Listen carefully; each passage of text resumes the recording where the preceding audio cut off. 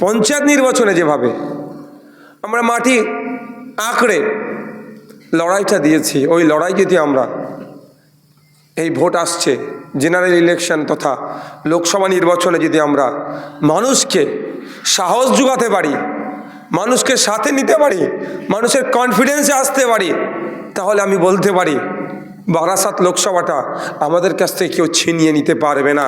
বিজয় মূলকে আমরা পরাস্ত করতে পারবো। বারাসাত থেকে আমাদের দায়িত্ব নিতে হবে, বিজয় মূলকে পরাস্ত করতে হবে। কোনো মতে এখান থেকে যারা কৃষক বিরোধী বিল পাস করিয়েছে তাদেরকেও জিততে দেব না। আর এই বিলটা যখন পার্লামেন্টে পাস হচ্ছিল, যারা এই বিলের বিরোধিতা করেনি তাদেরকেও আমরা এখানে থেকে আর জিততে দেব না।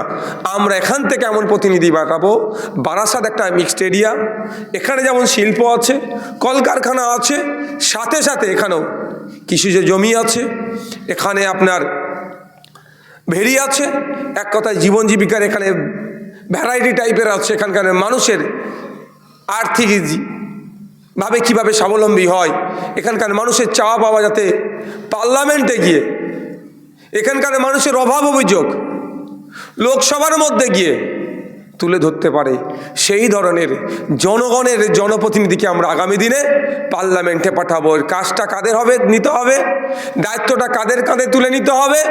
এই তাপসদা, বিশ্বজিৎদা, আমাদের রাজগার, আমাদের ডাক্তার যারা আছেন, এদের থেকেও বেশি দায়িত্ব আপনাদের নিতে হবে। আর আমার ভরসা এদের থেকে বেশি দায়িত্ব আপনারা পালন করতে পারবেন।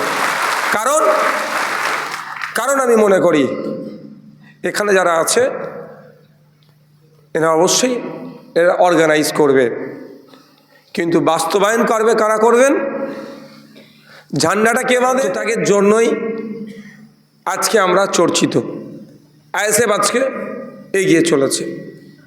আপনাদেরকে আর একটু সংগঠিত হতে হবে, আর একটু শৃঙ্খলাপরায়ণ হতে হবে, আর একটু বিনয়ী হতে হবে, আরও একটু বেশি করে মানুষের কাছে পৌঁছে যেতে হবে, তাহলে আমরা জিততে আমাদের নিশ্চিত।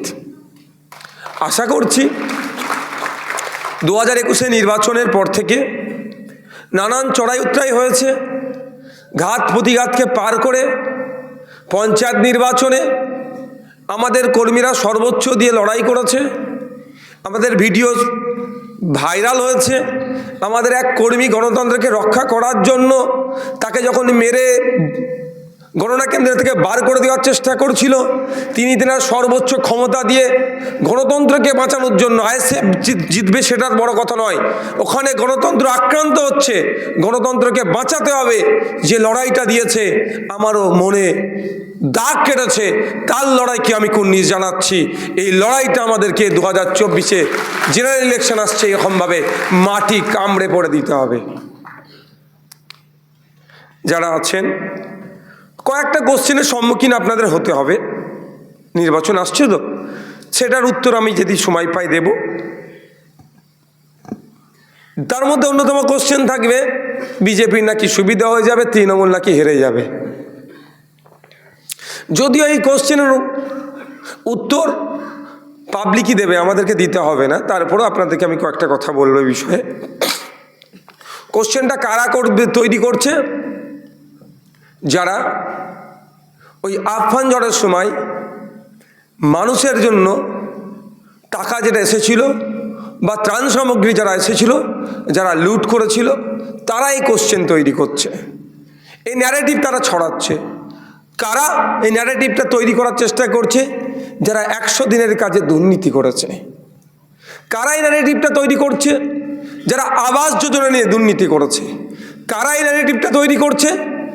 যারা শাসকে আছে, জনগণের ট্যাক্সের টাকাতে জনগণের উন্নয়নের জন্য যেগুলো আসতো, যারা কাটমানি খেত, তারা ভয় পাচ্ছে আইএসএফ স্বচ্ছ রাজনীতির উপহার দিলে তাদের এই কাটমানি বা করে কামে খাওয়ার জায়গা বন্ধ হয়ে যাবে। অর্থাৎ আইএসএফকে আটকাতে হবে এমন কিছু বলো। আইএসএফের কর্মী সমর্থকদের মনের মধ্যে একটা, শুভাকাঙ্ক্ষীদের মনের মধ্যে একটা কোশ্চেনের জন্ম দাও, তাহলে হয়তো তাদের লাভ হবে। দেখবেন একটা জিনিস লক্ষ্য করে, আপনারা বলবেন মমতা ব্যানার্জি তার দলের নেতারা আপনাদের বুথ স্তর পর্যন্ত দেশের স্বৈরাচারী সরকারে বিজেপির যতটা না বিরোধিতা করে, তার থেকে বেশি বিরোধিতা একটা মাত্র এমএলএ, 400-500 মাত্র পঞ্চায়েতের মেম্বার, জেলা পরিষদের একটা মেম্বার, সমিতির গোটা কয়েক মেম্বার আছে আমাদের, এদেরকে নিয়ে বেশি চিন্তিত কেন?